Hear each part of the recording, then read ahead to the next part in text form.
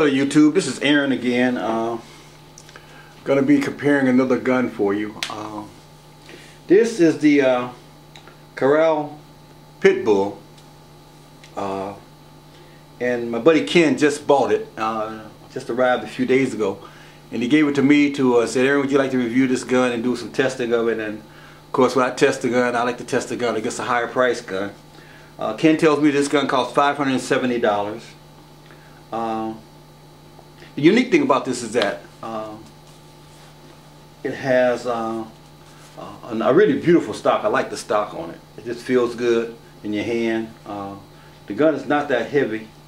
It has two air sources. It has a bottle in the rear back here. I think he said this is 500 cc's. And then it also has the one up front, which I think he said was about 200 and something. So I think about 750 cc's of air all together. Let me tell you what the gun comes with. The gun comes with a scope, and of course you see we've already changed that out. You probably want to change that out unless if you're alright for pinking, I guess, but scope is not that great, but nice to have one, have it come with one. Comes with two magazines, 10-shot magazines. Comes with a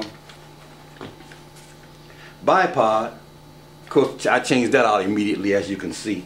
This bipod here, whereas it's pretty steady, it's so high that if you got a low shot, especially if you're benching, you got to get this thing up so high in the back that it really becomes unstable because this thing is not adjustable.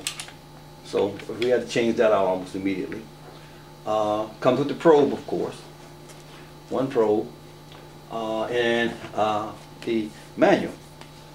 And the manual says English, but almost everything I'm looking at here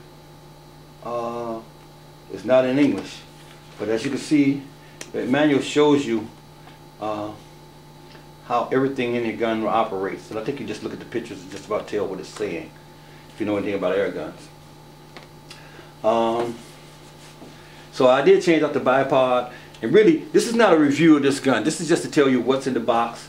And what I want to do is take this $570 air gun and compare it and go out and shoot it. I will say this about this gun. I went in the backyard and I was setting the scope up, and I was going to try to set it in at 30 yards in the backyard and then do the review from there as I did with the puncher. This thing is so loud that when I pull the trigger, it actually startled me. You know, it's shrouded, but that shroud doesn't seem to be doing much because this gun is loud. And it does have a power adjustment. I turned the power adjustment as far down as I could, and it was still loud.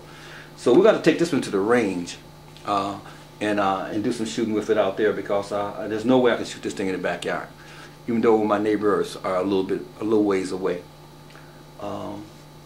So that's the gun. This is the FX Impact, as we all know. They're both in 25 caliber. I'm going to be shooting GSB's 25 grains through both of them, and I'm going to try to shoot them at two distances. I'll figure out what the distances are when we get to the range. And then I think I'm just going to close this at the range. I won't even come back to the house. I'll just turn the camera and tell you what I think, and we'll call this one.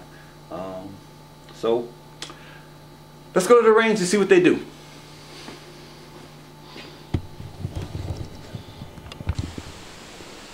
Well, here we are at the air gun facility. I just wanted to show it to you. This is our shooting range, Southern Michigan Gun Club, and that's the entrance, of course, with your pass key. And the air gun range is through here. Really love this place. And down here, I'll zoom in so you can see that we have all manner. If you want to shoot it, you can shoot it here.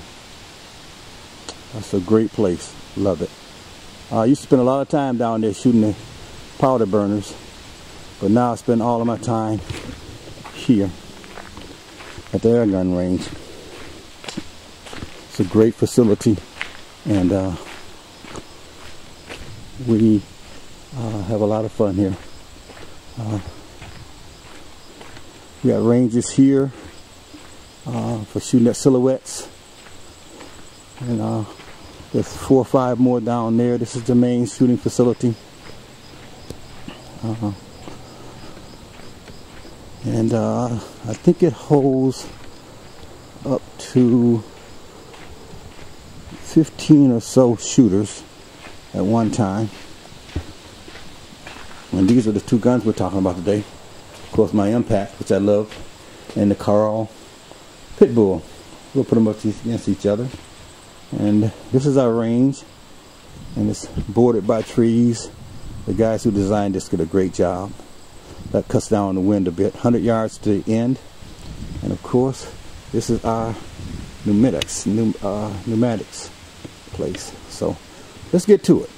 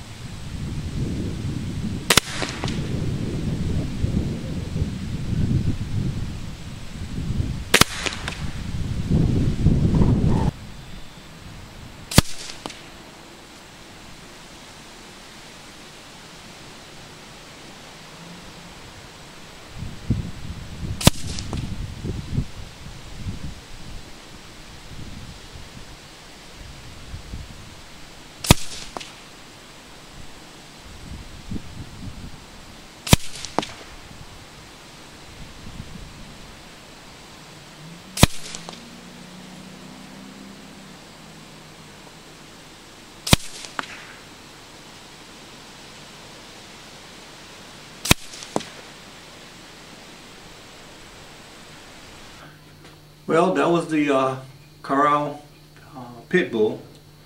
I don't have the gun here now because I've already returned it to Ken.